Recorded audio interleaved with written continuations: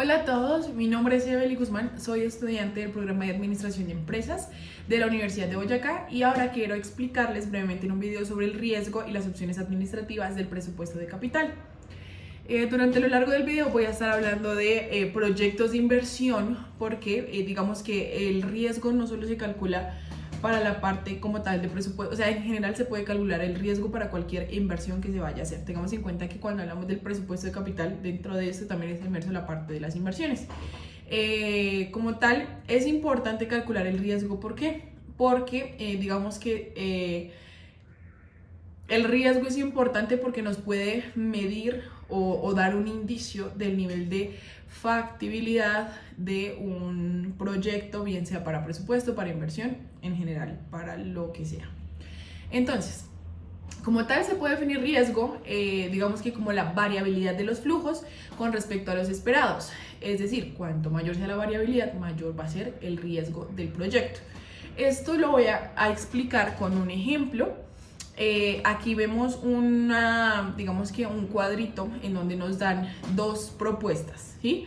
La propuesta A y la propuesta B en un flujo de efectivo anual del año 1 pues de una empresa, ¿sí? Y también nos hablan del estado de la economía. Estos son importantes tenerlos en cuenta. ¿Por qué? Porque el riesgo se mide con base en el estado de la economía. Entonces, tenemos la recesión grave, la recesión moderada, el estado normal, el crecimiento leve y el crecimiento importante. Y con base en esto nos dan como unos valores para cada, digamos que para cada ítem. Entonces vemos que en la propuesta A, por ejemplo, para la parte de las recesiones es mayor que en la propuesta B. Pero en el estado normal vemos que se igualan, es decir, que tanto para la propuesta A como para la propuesta B son de 4.000 pesos, o bueno, de 4.000. Y ya en la parte del crecimiento se ve mayor crecimiento para la propuesta B, porque tenemos acá, digamos que un crecimiento en este caso de 500 y en este caso de 1.000. Entonces, con base en esto, nos dan ahora acá como tal la probabilidad para ver el riesgo, ¿sí? En donde nos dicen que la recesión grave es del 10%, la recesión moderada es del 20%, la economía normal es del 40%, el crecimiento leve es de un 20% y el crecimiento importante de un 10%, para dar en total el 100%, ¿sí? Para la propuesta A, entonces tomamos estos valores que vemos acá, tal cual, tanto para la propuesta A como para la propuesta B, en donde distribuimos los porcentajes por cada valor de recesión, de estado normal y de crecimiento.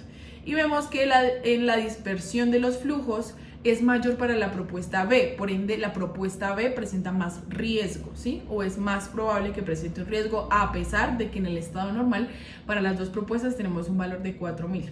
Esto lo vemos más claramente a la hora de graficarlo. ¿Por qué? Porque si nosotros graficamos los resultados que nos vaya a dar, vemos que para la propuesta A, la distancia que hay entre cada, o la dispersión, por decirlo así, que hay entre cada barrita, va a ser diferente. Porque para la propuesta B hay más espacio entre cada flujo. Por ende, la propuesta B, así bajo la gráfica, nos muestra que presenta mayor variabilidad y a mayor variabilidad, mayor es el riesgo.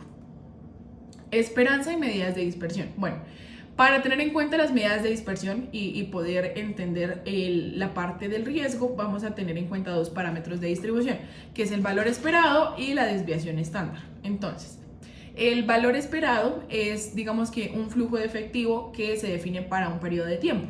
Y aquí vemos la fórmula como tal para el valor esperado. Entonces, vemos que FE sub XT es el flujo de efectivo posible en X periodo de tiempo, ¿sí? X como tal pues es el periodo de tiempo, T va a ser, X en el periodo T. T es el periodo de tiempo y P sub XT es la probabilidad de que ocurra ese flujo de efectivo y N es el número total de los flujos de efectivo que pueden ocurrir en ese periodo de tiempo, T. Entonces, el valor esperado del flujo de efectivo es básicamente un promedio ponderado entre los flujos posibles, donde las ponderaciones como tal pues son las probabilidades de ocurrencia. Por eso se tiene tanta, digamos que importancia se le da a la parte de n, que digamos que es el número total de los flujos de efectivo que pueden pasar en el periodo de tiempo t, porque básicamente es el total o más bien el promedio ponderado, perdón, de los flujos de efectivo, en donde las ponderaciones que nos den son las probabilidades de ocurrencia. Por otra parte tenemos la desviación estándar, que en la desviación estándar es básicamente, digamos que como se describe en una distribución de los flujos de efectivo.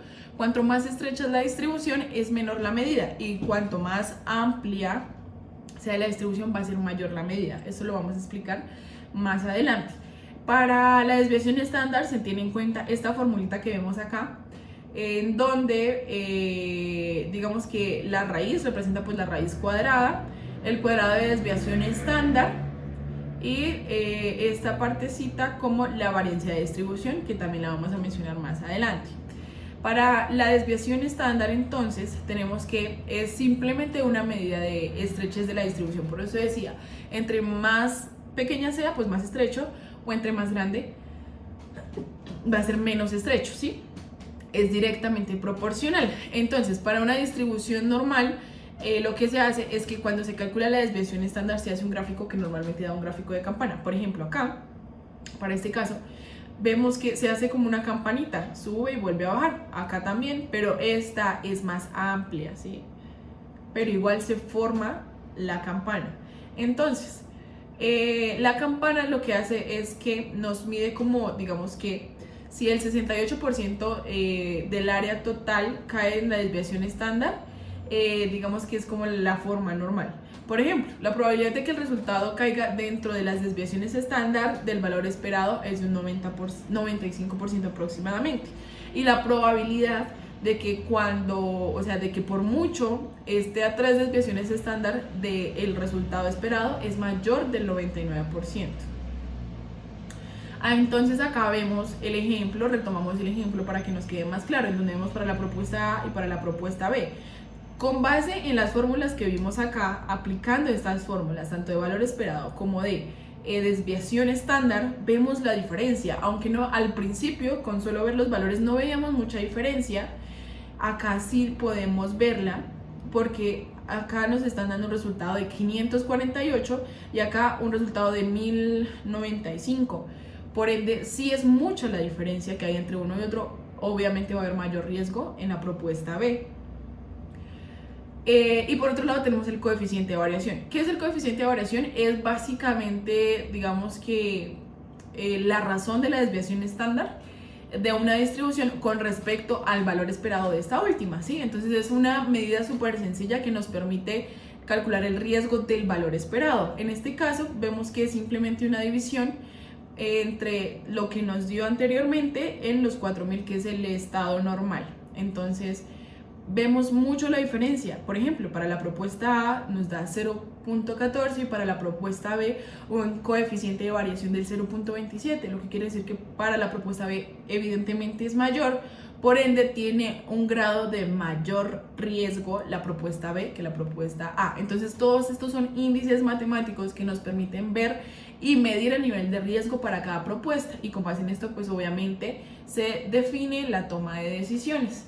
Listo. En cuanto al enfoque y la medición del riesgo del portafolio, aquí voy a hablar de otra, digamos que otro valor muy importante, que es el BPN, que es el valor presente neto. El valor presente neto es simplemente la suma de los valores esperados, ¿sí? De cada valor pues del presente neto, en donde se toma en cuenta simplemente una tasa libre de riesgo, ¿sí? Y digamos que es una herramienta de medición para el riesgo. Entonces, aunque la desviación estándar de la probabilidad no es la suma de las desviaciones estándar, el BPN directamente sí es esa suma de los valores esperados de cada valor del presente neto, y maneja la fórmula que vemos en pantalla, ¿sí? En donde tenemos que M es el número total de proyectos de portafolio, que lo vemos aquí arriba.